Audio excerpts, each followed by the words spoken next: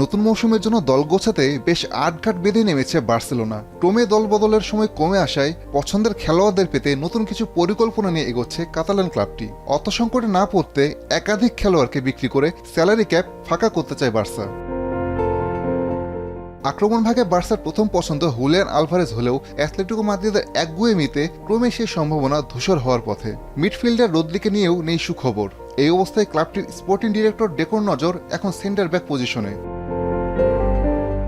গ্রীষ্মের শুরুতেই এই জায়গায় আলেসান্দ্রো বাস্তোনিকে চেয়েছিল বার্সেলোনা, কিন্তু খেলোয়াড়ের মূল্য এবং আরও কিছু বিষয় সমঝোতা না হওয়ায় সেই আলোচনা ভেস্তে যায়। রোনাল্ড আরাউখোর বিদায়ের পর আবারও সেন্টার ব্যাকের প্রয়োজনীয়তা সামনে এসেছে। কুবার্সি, জেরার্ড মার্টিন, ক্রিস্টেনসেন ও এরিক গার্সিয়া থাকলেও অভিজ্ঞ একজন ডিফেন্ডার চাই ক্লাবটি।